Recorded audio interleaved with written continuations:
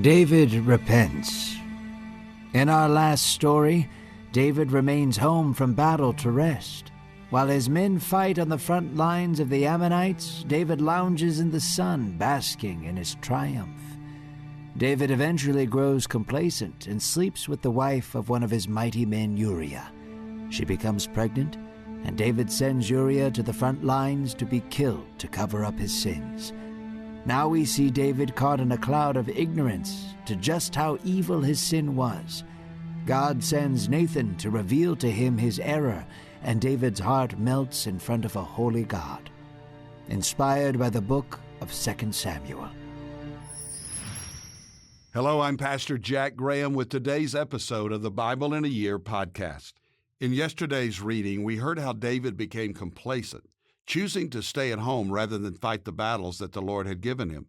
As a result, he faced the temptation of a beautiful woman, Bathsheba, and he gave in to the temptation, and when his lover became pregnant, he tried to deceive her husband in order to cover it up. Ultimately, David had Uriah killed to keep his sins hidden. But God sees it all, and he was grieved, deeply grieved by the king's sin. Today we'll hear what God says to David through the prophet Nathan to open the king's eyes to his rebellion and sin. When David realized the evil that he had done, it breaks him, and he will soon discover that God will exact a high price for David's unfaithfulness. But we'll also see what a heart of true repentance looks like as David turns back to God. So let's hear now the reading for today. A subtle cloud of darkness covered the land of Israel. Although the sun still shined brightly, there was still an ominous feeling permeating throughout the city of Jerusalem. Nathan, the prophet, felt the unease, especially when he spoke with King David. There was a flightiness to his demeanor that Nathan could not ignore. The quick marriage between David and Bathsheba alarmed him, and he inquired of God what was happening. God confirmed Nathan's suspicions. David had murdered Uriah to cover up his affair with Bathsheba. The new child was born out of sin, and Uriah's blood cried out from the grave to God. David did his best to numb the pain of his sins. He did not want to think about Uriah or how he and Bathsheba met, so David convinced himself to forget. He buried his shame deep down. David was looking out the same window as before when he saw Bathsheba. Lost in thought, David could not hear Nathan opening the door behind him. Nathan stood behind him for a while, allowing David to be alone with his thoughts. David turned around to see Nathan and smiled. The two embraced and sat down. David could see the concern on Nathan's face and asked, "What is wrong?" Nathan paused and looked at David. He sighed and stood up. Nathan began to weave a story before David, saying, "There were two men in a city. One had many riches. He had great flocks, vineyards, and property. His flock had over 1,000 sheep, and his riches only increased as he sold and bought them. The other man was poor. All he had to his name was a little lamb. However, he loved that lamb dearly. The poor man would feed the lamb from his own arms and nurse it to become strong. The lamb was like a daughter to him. One day the rich man had a guest. However, he was unwilling to take a sheep from his own flock to feed his guest.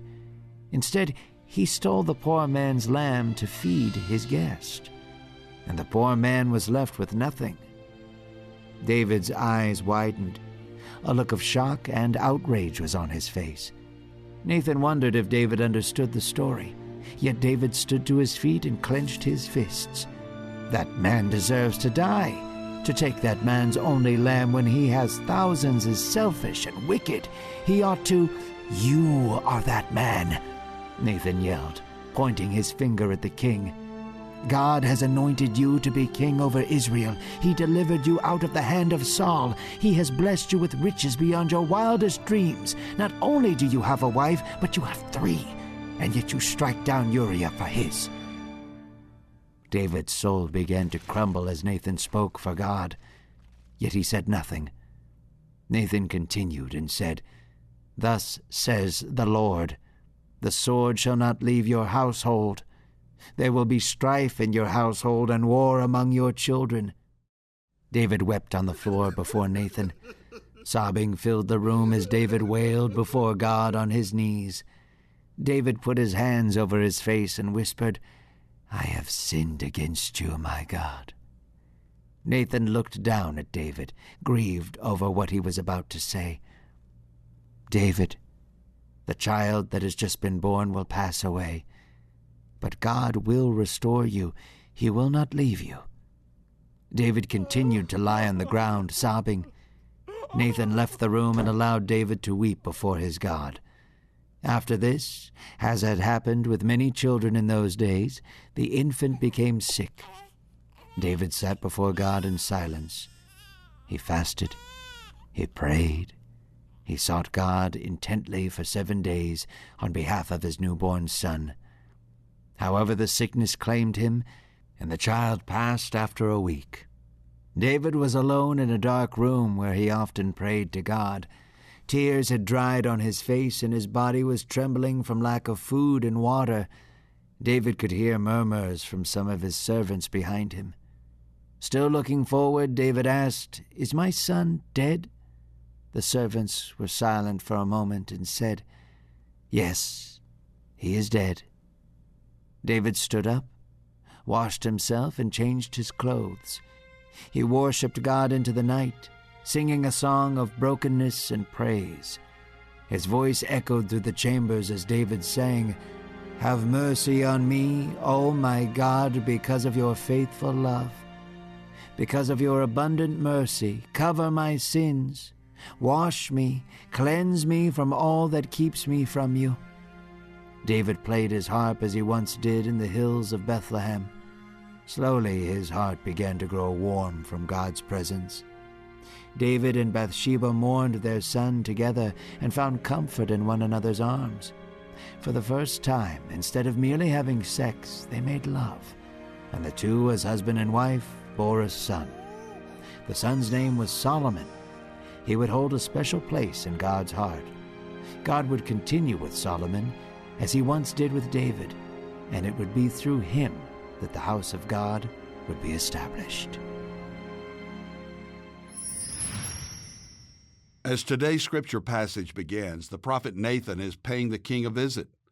Only this time, he isn't bringing good news of God's favor upon David. God has seen what David has done, killing Uriah to cover up his unfaithfulness and the child with Bathsheba, and it greatly displeased him. So he sends Nathan with a message to the king. Nathan tells David a story. It's a story of two men, one rich and one poor. The rich man had many flocks, but the poor man was blessed with just one sheep for whom he cared deeply. Yet when the rich man needed food for a special guest, he took the poor man's one sheep rather than take one from his own flock. David was so blind to his own sin in this moment that he wasn't connecting the dots. He was sure Nathan was telling him about someone else in his kingdom, and he didn't restrain himself from demonstrating the outrage at such callous, greedy behavior by the rich man. The penalty for such actions, David said, must be death. That's when Nathan broke the news to David. The man in the story was David himself. God had given him more than he could ever have imagined. He had rescued him from Saul and established a powerful kingdom. And yet David had turned from God's word. He had taken Uriah's wife and had an honorable man killed to hide his sin. Because of his sin, David would suffer great consequences. Rebellion and strife would fill his home, and his own children would turn against him and each other. And unlike David's sins, which had been committed in secret, David's disgrace would be on display for all to see. David's sin was exposed, and David should have known this because he believed in a God who knows everything. But don't miss the magnitude of what happened next. When Saul sinned, he made excuses and blamed others. David ultimately owned up to his sin. And we see the repentant heart, a man after God's own heart who is now repenting. It is the same repentant heart that God wants in us. Listen to David's words and God's reply in 2 Samuel 12:13. David said to Nathan, "I have sinned against the Lord." And Nathan said to David, "The Lord also has put away your sin. You shall not die." God would spare David from the judgment he deserved. But that did not mean that his sin would have no consequences. God would restore David, but the child born of his sin would be taken from him. Not long after, the child became ill, and David pleaded with God for the baby. He fasted and prayed, asking God not to let the child die. But after 7 days, the baby passed away. David knew something had changed and asked if the baby was dead. When the suspicion was confirmed, David did something we might find unusual. His servants certainly did. He got up, washed himself, and changed clothes. Then he praised and worshiped God, even in his brokenness, with his heart ripped apart by grief. David turned his praise to God, who is the giver and the taker of life.